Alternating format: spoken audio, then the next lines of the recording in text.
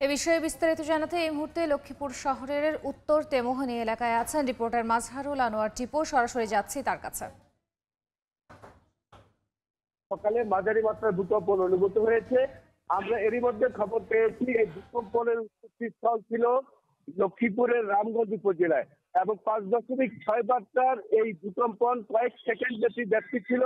এই সময় লক্ষ্মীপুরের সাধারণ মানুষের মধ্যে এক ধরনের কিন্তু আতঙ্ক ছড়িয়ে পড়েছে। যদিও এটা কয়েক সেকেন্ড ব্যাপী ছিল, কিন্তু তারপরেও কিন্তু মানুষের সাথে আমি কথা বলে জেনেছি যে তারা বলেছেন যে তারা ইতিপূর্বে এই মাত্রার ভূকম্পন তারা দেখেননি। রামগঞ্জ যেহেতু এই ভূকম্পনের উৎপত্তি স্থল ছিল, সেজন্য আমরা রামগঞ্জ উপজেলা নির্বাহী কর্মকর্তা শারমিন আক্তারের সাথে কথা বলেছি। তিনি আমাদেরকে জানিয়েছেন যে ভূকম্পনে রামগঞ্জ এলাকায় কোনো ধরনের ক্ষয়ক্ষতি হয়নি এবং তিনি ইউনিয়ন পর্যায়ে ক্ষয়ক্ষতি হয়েছে কিনা তা দেখার জন্য তিনি পর্যবেক্ষণ করছেন। তবে তার জানা মতে এখন পর্যন্ত রামগঞ্জ উপজেলায় কোনো ধরনের ক্ষয়ক্ষতির খবর পাইনি।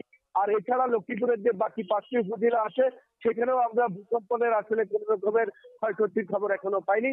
তবে মানুষের মধ্যে কিন্তু আতঙ্ক কিন্তু ছিল। যদি এটা মুরব্বীরা যারা আছেন তারা বললেন যদি এটার ব্যাপ্তি অনেক সময় হতো তাহলে কিন্তু বড় ধরনের ক্ষয়ক্ষতি হতো। এজন্য কিন্তু তারা মহান সৃষ্টিকর্তার কাছেই শুকরিয়া জ্ঞাপন করেছিলেন।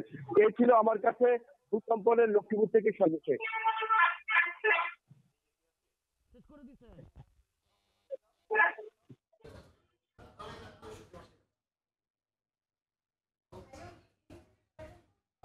লক্ষ্মীপুর থেকে সরাসরি যুক্ত হয়েছিলেন সহকর্মী মাজহারুল আনোয়ার টিপু।